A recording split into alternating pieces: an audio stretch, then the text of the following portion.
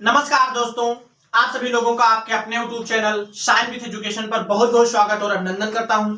आशा करते हैं आप सभी लोग स्वस्थ होंगे, मस्त होंगे और अपनी तैयारी को बहुत अच्छी तरीके से कर रहे होंगे। तो पिछली क्लास में हम लोग पढ़ रहे थे कि जो पृथ्वी की आंतरिक संरचना है, मतलब इंटीरियर पार्ट ऑफ अर्थ जो है, इसके बारे में हम लोग पढ़ रहे थे, जिसमें अंतरराष्ट्रीय भू आकार की भूभौतिक की संघ के अनुसार जो पृथ्वी की आंतरिक संरचना को कितने भागों में बांटा गया है, उसके बारे में हम लोग बहुत अच्छी तरीके से चर्चा किए थे। इस क्लास में हम लोग पढ़ेंगे उसी टॉपिक को कंटिन्यू करते हुए कि डेली के अनुसार जो है वो पृथ्वी के आंतरिक संरचना को कितने भागों में बांटा गया है। तो बिना किसी देरी के सबसे पहले हेडिंग डालिए कि डेली के अनुसार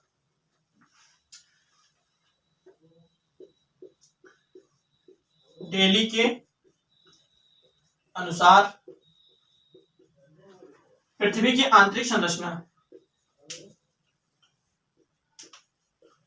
पृथ्वी की आंतरिक संरचना। अब यहां से सबसे पहले समझिएगा कि जो पृथ्वी की आंतरिक संरचना है वो डेली के अनुसार इसको निम्न भागों में बांटा गया है। तो सबसे पहला पॉइंट लिखिए कि इनके अनुसार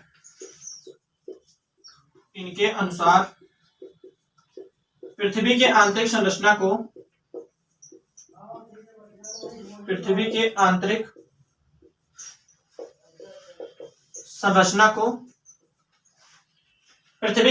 संरचना को निम्न भागों में बांटा गया है।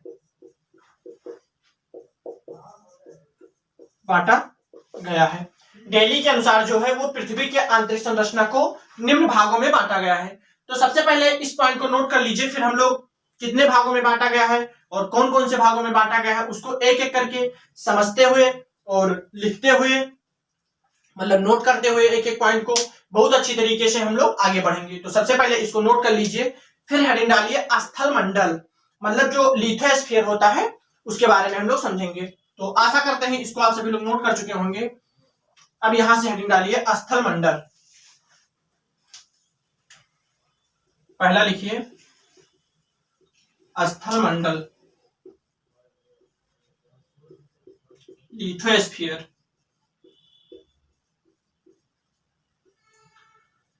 अब अगर यहां लिथोस्फीयर की बात किया जाए तो सबसे पहले समझ लीजिए कि ये जो होते हैं ये 0 से 100 किलोमीटर तक का जो भाग होता है पृथ्वी के अंदर, उसी को लिथोस्फीयर या स्थल मंडल कहा जाता है। तो सबसे पहले नोट करिए कि ये जो होते हैं यह 0 से 100 किलोमीटर तक का भाग होते हैं, मतलब पृथ्वी के अंदर 0 से जो 100 किलोमीटर तक का भाग होता है उसी को लिथोस्फीयर या स्थल मंडल कहा जाता है। नेक्स्ट पॉइंट में समझिएगा कि इन्हीं क्षेत्रों में महाद्वीपीय क्रस्ट जो होते हैं, मतलब जो ग्रेनाइट के चट्टान होते हैं वो इसी में पाए जाते हैं। तो इसमें सबसे पहला नोट करिएगा कि इन्हीं क्षेत्रों में जो महाद्वीपीय क्रस्ट होते हैं वो पाए जाते हैं 70 किलोमीटर तक। तो इसमें नोट करिएगा इन क्षेत्रों में महाद्वीपीय क्रस्ट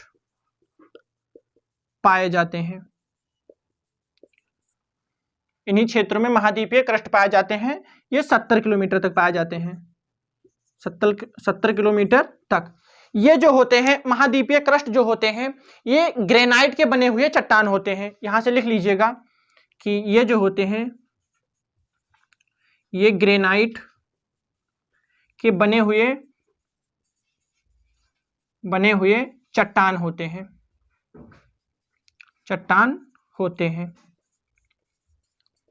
एक बार फिर से समझिएगा कि जो स्थल मंडल होता है ये 0 से 100 किलोमीटर तक का भाग होता है पृथ्वी के अंदर, और इन क्षेत्रों में महाद्वीपीय क्रस्ट पाए जाते हैं, मतलब जो लिथोस्फीयर का 70 किलोमीटर का स्थान होता है, मतलब भाग होता है, उसी में महाद्वीपीय क्रस्ट पाए जाते हैं। महाद्वीपीय क्रस्ट जो होते हैं ये ग्रेनाइट के बने हुए चट्टान होते हैं और ये 70 किलोमीटर तक पाए जाते हैं।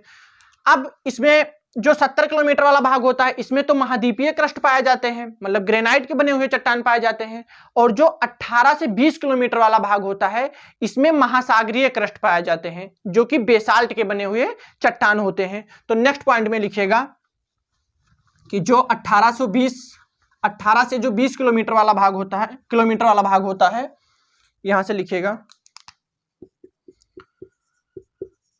18 से 20 किलोमीटर वाले भाग में महासागरीय क्रस्ट पाया जाता है, महासागरीय क्रस्ट पाया जाता है। और जो महासागरीय क्रस्ट होते हैं ये जो होते हैं ये बेसाल्ट के बने हुए चट्टान होते हैं। लिखिएगा ये बेसाल्ट के बने चट्टान होते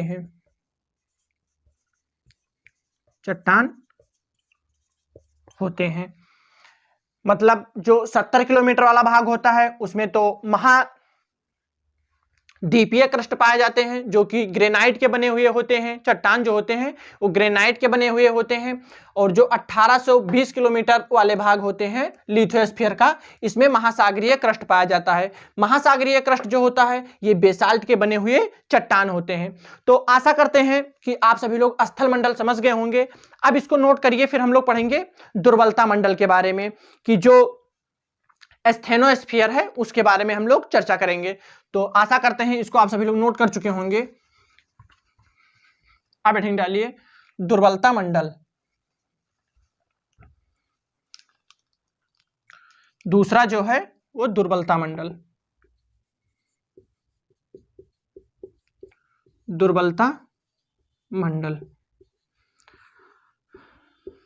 एस्थेनोस्फीयर।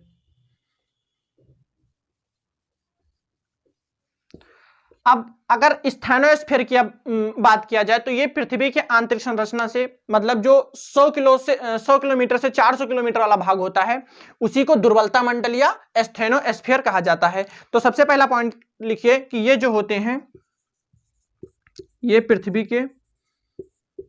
का जो 100 से 400 किलोमीटर वाला भाग होता है, 400 किलोमीटर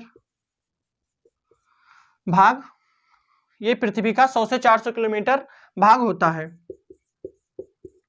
मतलब पृथ्वी के अंदर जो 100 से 400 किलोमीटर वाला भाग है उसी को दुर्बलता मंडल या स्थैनोस्फीयर कहा जाता है। अब इसमें एक पॉइंट और समझिएगा कि इन क्षेत्रों में रेडियोधर्मी पदार्थ पाए जाते हैं। तो नेक्स्ट पॉइंट में लिख लीजिए कि इन क्षेत्रों में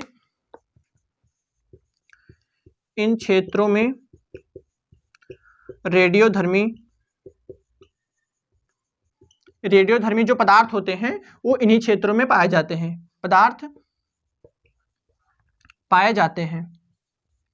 मतलब जो पृथ्वी के आंतरिक 100 से 400 किलोमीटर वाला भाग है, जो पृथ्वी के अंदर 100 से 400 किलोमीटर वाला भाग है दुर्बलता मंडल, उसी में रेडियोधर्मी जो पदार्थ होते हैं वो उसी में पाए जाते हैं।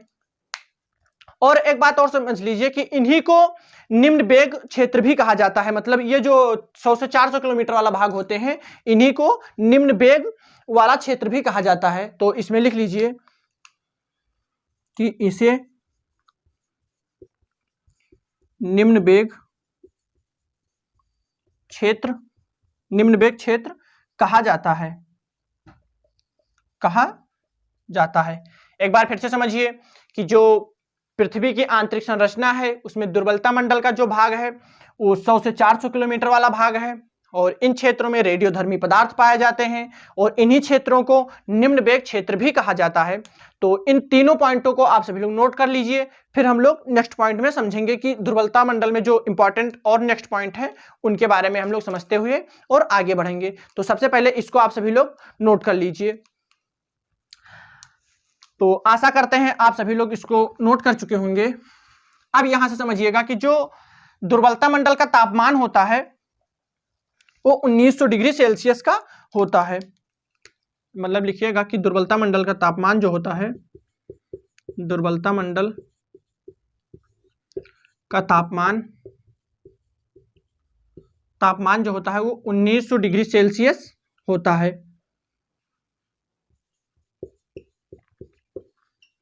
1900 डिग्री सेल्सियस होता है। मतलब एस्थेनोस्फीयर का जो तापमान होता है वो 1900 डिग्री सेल्सियस होता है। और यहां से एक बात और समझिएगा कि इसका तापमान ज्यादा होता है, तो तापमान ज्यादा होने के कारण यहाँ का जो दाब होता है वो भी ज्यादा होता है। तो इसमें लिख लीजिए कि ताप ज्यादा होने के कारण, ताप ज्यादा होने के कारण, ज्यादा होने के कारण यहाँ का दाब जो होता है, यहाँ का दाब ज्यादा होता है, दाब ज्यादा होता है। क्योंकि यहाँ का जब तापमान ज्यादा होगा तो जाहिर सी बात है कि यहाँ का जो दाब होगा, मतलब प्रेशर होगा, वो ज्यादा होगा। और यहाँ का तापमान सबसे ज्यादा होता है, इसीलिए यहाँ मैग्मा का निर्माण होता है। मैग्मा का मतलब होता है कि जो चट्टानों का पिघला हुआ रूप होता है, जहां पर तापमान ज्यादा होते हैं तो तापमान के कारण चट्टान पिघलते हैं, और चट्टानों का पिघला हुआ जो रूप होता है उसी को मैग्मा कहा जाता है। तो इसमें एक पॉइंट चाहे लिख लें आप कि यहां पर लिख लें कि यहां मैग्मा का निर्माण होता है, यहां मैग्मा का निर्माण होता है, निर्माण होता है क्योंकि यहाँ का जो तापमान होता है वो 1900 डिग्री सेल्सियस होता है। और 1900 डिग्री सेल्सियस होने के कारण यहाँ का जो चट्टान होते हैं वो पिघलते हैं और पिघलकर मैग्मा में परिवर्तित हो जाते हैं। मतलब जो मैग्मा होते हैं वो चट्टानों का पिघला हुआ रूप होते हैं। तो आशा करते हैं आप सभी लोग स्थल मंडल और दुर्बलता मंडल समझ गए होंगे। अगली क्लास में हम लोग पढ़ेंगे इसके जो मीजो मंडल है, मतलब मध्य मंडल है, और बेरी मंडल है। इनके बारे में हम लोग अगली क्लास में चर्चा करेंगे और पढ़ेंगे। तो इस क्लास में बस इतना ही। आपको क्लास कैसे लगी कमेंट बॉक्स में जरूर बताएं, और आप सभी लोगों से निवेदन करता हूं कि अपनी क्लास को सभी दोस्तों में शेयर करें, सब्सक्राइब करें और लाइक करें। बेल आइकन प्रेस करना ना भूलें, जिससे कि जो हमारे क्लास का नोटिफिकेशन होता है वो आप सभी लोगों तक सबसे पहले पहुंचे और अपनी तैयारी को बहुत अच्छी तरीके से कर पाएं। तो मिलते हैं अगली क्लास में एक नए उत्साह और नए उमंग के साथ। तब तक के लिए जय हिंद, जय भारत।